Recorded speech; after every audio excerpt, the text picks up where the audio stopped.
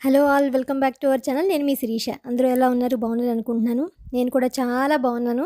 ఈరోజు మరింత ఉత్సాహంగా ఉన్నాను. నిన్నే నేను తలుచుకున్నాను కదా! మా ఇంటి గృహప్రవేశం గురించని, మా నాన్నగారి గురించని బ్లెస్సింగ్స్ తోటి మా నాన్నగారి బ్లెస్సింగ్స్ తోటి ఈరోజు నాకు మన ఛానల్ 1,00,000 సబ్స్క్రైబర్స్ దాటింది. ఈ ఆనందానికి అంతే లేదన్నట్టుగా ఉంది నాకు. నేను ఇంచుమించు 10,000 సబ్స్క్రైబర్స్‌కో ఒకసారి నాన్నగారి గురించి కానీ, నా ఛానల్ గురించి కూడా మాట్లాడాను ఒకసారి. కుదిరితే ఆ లింక్ ఇస్తాను. మీ అందరికీ నచ్చుతుంది ఆ వీడియో. అంటే ఎలా స్టార్ట్ చేశాను నేను, నా యూట్యూబ్ జర్నీ ఎలా మొదలైంది, ఎందువల్ల స్టార్ట్ చేయాల్సొచ్చింది, అన్ని విషయాలు అందులో షేర్ చేశాను. అంటే మనం ఒకటనుకుని ఇంకొకటి చేస్తూ ఉంటాం గదా! అలాగ నేనసల యూట్యూబ్‌లోకొచ్చింది నేనేదో చేద్దాం అనుకుంచి చివరికి ఈ విధంగా మీ అందరికీ ఈ వీడియోస్ ద్వారా పరిచయం అయ్యాను. కానీ ఆహ్, చాలా హ్యాపీగా ఉన్నాను. 1,00,000 ఎప్పటికైనా అవుతుందా? అందరూ రేస్‌లో నాకన్నా ముందున్నారు. నేనింకా వెనకబడే ఉన్నాను అని చెప్పని ఎప్పుడైనా ఒక్కొక్కసారి అనుకునేదాన్ని. కానీ ఎక్కువేం ఫీల్ అయ్యేదాన్ని కాదు. సరే మనకెప్పుడు ఏది ప్రాప్తమో అప్పుడే వస్తుంది. మన పని మనం చెయ్యాలి అనుకుంటూ నాకు తోచినంతలో ఏదో ఒక వీడియో చిన్నదో, పెద్దదో, ఒక ముగ్గో ఏదో ఒకటి నా నుంచి మీరేదైనా ఒక సింపుల్ విషయం అయినా సరే నేర్చుకుంటారు అని చెప్పని ఒక మంత్రమో, ఒక పూజో, ఒక పాటో, ఒక ముగ్గో ఏదో ఒకటి నాకు తోచింది నేనెప్పుడు షేర్ చేశాను తప్ప నేనెవరితోటి కంపారిజన్ చేసుకోలేదు. ఎవరికన్నా వెళ్ళాలి అని అనుకోలేదు. అంటే ఆఫ్‌కోర్స్ మనకన్నా ముందు లేట్‌గా స్టార్ట్ చేసిన వాళ్ళనే వెనక ఎదురుండొచ్చు. ఆఫ్‌కోర్స్ వాళ్ళు వాళ్ళ ప్రతిభను బట్టి ఉండొచ్చని అనుకుంటాను తప్ప, నేను ఎక్కువగా ఫీల్ అయ్యి, అయ్యో! నాకు అవ్వట్లేదు అని బాధపడిన సందర్భాలు కూడా చాలా తక్కువే. ఇంత మాత్రమేనా వచ్చింది అని ఎప్పుడు సంతోషంగానే ఉండేదాన్ని ఖచ్చితంగాను. ఎప్పుడైనా ఒక్కొక్కసారి కొంచెం కష్టపడినా ఒక్కొక్కసారి ఫలితం తక్కువగా ఉందన్నప్పుడు కొంచెం డల్ అయ్యేదాన్ని తప్ప వేరే రకంగా ఏం కాదు. కానీ అన్నిటికన్నా ఎక్కువ మీరందరూ పెట్టే మంచి మంచి కామెంట్స్ నన్ను ఎంతో ఉత్సాహపరుస్తూ ఉంటాయి. అంటే పలానా పేరావిడ ఇలా ఉంటారేమో, ఇంత అందమైన కామెంట్ పెట్టారు కాబట్టి ఆవిడ ఇలా ఉంటారు. లేకపోతే అక్క అని పెడితే ఈ అమ్మాయి ఇలా ఉంటుంది. శిరీష మీ ఫ్రెండ్ అంటూ ఉంటే వీళ్ళిలా ఉంటారు అని చెప్పని ఊహించుకుంటూ నేను ఆ మెసేజ్‌లకి రిప్లై ఇస్తూ ఉంటాను. లేకపోతే చదువుకుంటూ ఉంటాను. ఏదో జనరల్‌గా చదివేయడం కాకుండా ఒక పర్సన్‌ని ఊహించుకుంటూ మనం ఆ కామెంట్ చదివినప్పుడు ఆనందమే వేరుగా ఉంటుంది.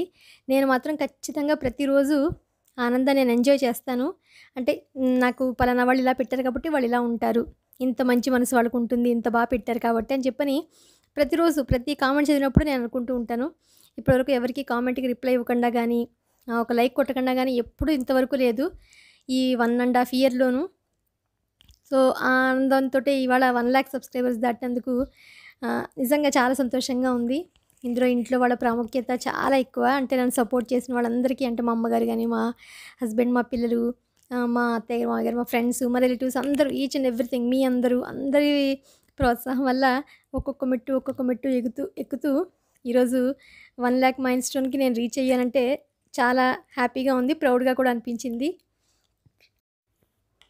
కొంచెం రిలాక్స్‌గా అనిపించింది. అంటే ఎప్పటికైనా 1,00,000 అవుతుందా అని మాత్రం కొంచెం అనుకుంటూ ఉండేదాన్ని. అంటే ఒక 1,00,000 అయితే ఏదో హమ్మయ్య! నాకు కూడా ఒక సిల్వర్ ప్లే బటన్ వస్తుంది పైన. అంటే యూట్యూబ్ నుంచి ఇంత కష్టపడి చేసినందుకు మనకు కూడా ఏదైనా వస్తుందంటే ఒక ఆశగా అనిపిస్తుంది గదా! సో, దానికోసం వెయిటింగ్ అంతే. అలాగే ఇంట్లో గృహప్రవేశ నిమిత్తమై కొన్ని మార్పులు చేశాను. ఎలా ఉన్నాయో తప్పకుండా మీరందరూ కామెంట్ సెక్షన్‌లో తెలియజేస్తారనుకుంటున్నాను. మా ఓల్డ్ సోఫాస్ మీ అందరికీ తెలిసిందే కదా! ఇంతకుముందు దీనికి కవర్ కూడా వేశాను నేను అమెజాన్‌లో తెప్పించి. యాక్చువల్‌గా మారుద్దామని అనుకోలేదు. ఇవి మేము చేయించుకున్నాం యాక్చువల్‌గా గుజరాత్‌లో ఉన్నప్పుడు మేము చేయించుకున్న సోఫాలు. అందుకని ఎప్పటికీ అణిగిపోవడం గానీ, పాడైపోవడం గానీ ఏమీ ఒక కాలు ఏదైనా బ్రేక్ అవ్వడం గానీ అసలు ఏమీ జరగలేదు. కానీ ఒక చిన్న మిస్టేక్ జరిగింది.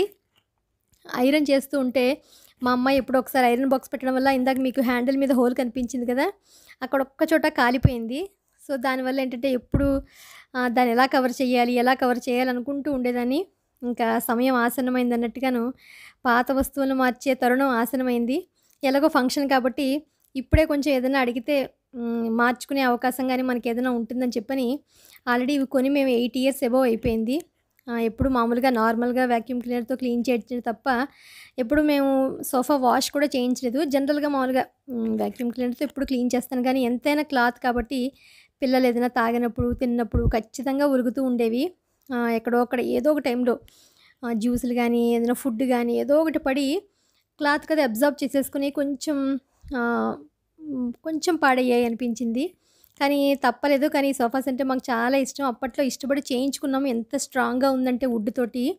కుషన్స్ గానీ అన్నీ కూడా చాలా బాగున్నాయి. కానీ కొంచెం ఆహ్, చాలా ఈ డస్ట్ ఎక్కువయ్యి కొంచెం మళ్ళీ ఏమైనా ఇన్ఫెక్షన్స్ వస్తాయేమో, ఎక్కువ రోజులు మనం ఒకటే దాని మీద అలాగా ఉంచినా కూడా పాడవుతాయేమో అనే ఉద్దేశంతోటి, సరే కొంచెం ఇన్నేళ్ళు 8 ఇయర్స్ వాడాం కదా! కొంచెం చేంజ్ చేద్దాం, కొత్త సోఫాలు తీసుకుందాం అని అనుకున్నాం గానీ, ఇప్పుడు సోఫాలు కొనాలి అంటే చాలా కాస్ట్‌లీ.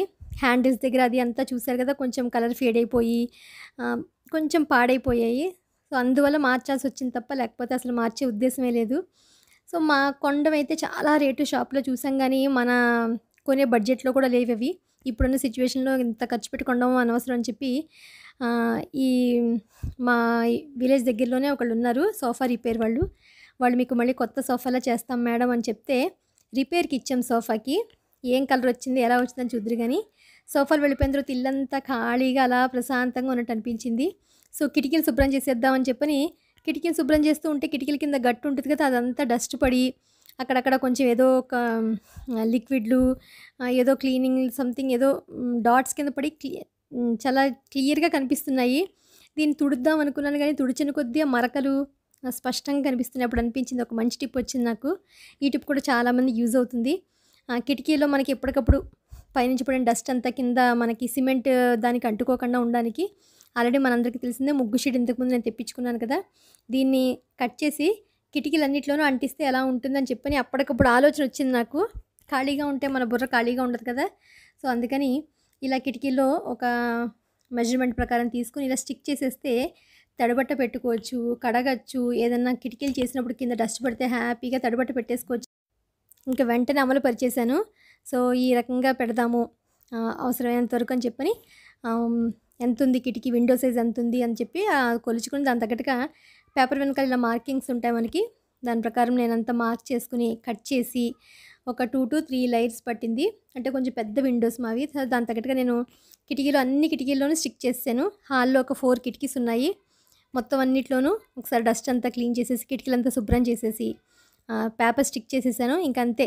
నాకైతే దీని మీద ముగ్గు పెట్టాలని కూడా అనిపించింది గానీ, ఇంకా ఓపిక లేక జస్ట్ పేపర్ మాత్రం స్టిక్ చేసి పెట్టాను. ఈ టిప్ కూడా చాలామందికి యూజ్ అవుతుంది. యాక్చువల్‌గా ఇది ముగ్గు షీట్ కింద వేసుకున్నాను నేను. పూజ గదిలో వేసుకున్నాను. కప్‌బోర్డ్స్ కూడా స్టిక్ చేశాను. మీరందరూ చూసే ఉండుంటారు ఆ వీడియోస్ అన్నీను. ఇంకా నెక్స్ట్ వచ్చి కిచెన్‌లో కూడా చేద్దాం అనుకుంటున్నాను. ఎందుకంటే ఇలాంటివి మనకి చక్కగా ఎన్నాళ్ళైనా మన్నుతాయి. నేను ఆల్రెడీ ముగ్గు షీటు బయట పెట్టి చాలా ఇయర్స్ అవుతుంది. అది నేను కడుగుతూ ఇంచుమించు వారానికి 2, 3 సార్లు కడిగేస్తూ నీళ్లు పోసి కడిగేస్తాము. తడిబట్ట పెడుతూ ఉంటాము. అయినా సరే అస్సల పోవడం అన్న మాటే లేదు. అంత క్లీన్‌గా ఉంటుంది. మనకి డస్ట్ పడినా కూడా ఈజీగా మనం ఇప్పుడు సిమెంట్ దాని మీద తడిబట్ట పెడితే ఆ డస్ట్ అంతా సిమెంట్‌కి క్యాచ్ చేసేసి అంటే కింద మనకి ఫ్లోర్‌కి క్యాచ్ చేసేసి ఇంకా డస్టీగా కనిపిస్తుంది కదా! అలాంటప్పుడు ఇది చాలా మంచిగా యూజ్ అవుతుంది. విండోస్‌లో గానీ లేకపోతే ఏదైనా కప్‌బోర్డ్స్‌లో కూడా మనం ఈ రకంగా స్టిక్ చేసేసుకుంటే ఈజీ టు క్లీన్. ఫైనల్‌గా అన్ని విండోస్ ఇలా కొంచెం పాడైపోయి ఉన్నాయి కదా! సో, అందుకని పెయింటింగ్స్ మళ్ళీ ఇవన్నీ ఎందుకని చెప్పని అన్ని విండోస్‌లోనూ స్టిక్ చేసేసాను మొత్తం నేను. సో, ఇప్పుడు ఇంకా రెండో కొత్త సోఫాలు రావడానికి సమయం ఆసన్నమైంది. ఏం లేదు పాత సోఫాలనే క్లాత్ తీపించేసి నేను రెగ్జిన్ క్లాత్ వేయించి స్టిక్ చేయించానంతే. మా సోఫాలనే మా సోఫాలంతా చాలా బాగున్నాయట. కానీ క్లాత్ మాత్రం అన్నీ పడి కొంచెం ఒలిగి బాగా పట్టేసినట్టుగా అయిపోయింది. ఇంకా 8 ఇయర్స్ అయిపోయింది కదా అని చెప్పని, సరే రెగ్జిన్ క్లాత్ ఎప్పుడు మేము ఆ సోఫాలు యూజ్ చేయలేదు. ఎలా ఉంటుందో కూడా నాకు ఐడియా లేదు గానీ, సరే అది బావుంటుంది కొన్నాళ్ళు. ఎందుకంటే చిన్న పిల్లలప్పుడు రెగ్జిన్ క్లాత్ అయితే కొంచెం ఏదైనా కటింగ్స్ గానీ, అదే సిజర్ గానీ ఏదైనా యూజ్ చేస్తే ఒకసారి పడిందంటే హోల్ ఇంక పోతాయి. ఇంక పిల్లలు పెద్దవాళ్ళు అయిపోయారు కాబట్టి, ఇదెలా ఉంటుంది బావుంటుంది కదా! కొన్నాళ్ళు ఇది యూజ్ చేద్దాము. కావాలంటే అప్పుడు మళ్ళీ కొత్త సోఫాలు కొనుక్కోవచ్చు కదా అని చెప్పని, ఈ క్లాత్ వేసి కుట్టించుకున్నాం మేము. రీజనబుల్ కాస్ట్ తోటే కుట్టారు. ప్లస్ అలాగే నేనొకటి ఎక్స్‌ట్రా మ్యాట్రెసెస్ కూడా కుట్టించాను. మా స్టోర్ రూమ్‌లోకి బెడ్ ఉంది తప్ప దాని మీద మ్యాట్రెసెస్ లేదు. సో, దానికి కూడా అని చెప్పని స్టిక్ చేయించి ఆహ్, త స్టి స్టిచ్చింగ్ చేయించి తీసుకురమ్మని చెప్పాను. సో, మళ్ళీ హాల్‌కి, ఇంటికి కొత్త లుక్ వచ్చినట్టుగా అనిపించింది మాకైతేను. మా సోఫాలేనా అని మేము నమ్మడానికే చాలా టైం పట్టిందనిపించింది. అంత బాగా కుట్టారు ఆ భయ్యా. అంటే నాకు రెగ్జిన్ క్లాత్ ఏంటంటే కొంచెం మనకి స్వెట్టింగ్ వస్తుంది. సమ్మర్ కాబట్టి స్వెట్టింగ్ వస్తుంది. వాళ్ళు ముందే చెప్పారు. కానీ ఎప్పుడు క్లాతే కదా కొంచెం కొత్తది ట్రై చేస్తే ఎలా ఉంటుంది అనే ఉద్దేశంతో నేను సరే ఈసారి ఇది వాడదాము, ఎందుకంటే ఆల్రెడీ వుడ్ మాది చాలా బాగుందట కింద అంతాను. ఫోమ్ కూడా అస్సలు పాడవలేదని చెప్పారు ఆయన. జస్ట్ ఫ్రంట్ టు బ్యాక్ మార్చారు తప్ప ఓన్లీ క్లాత్కి మాత్రం మేము ఎక్స్ట్రా పే చేసాం అంతే.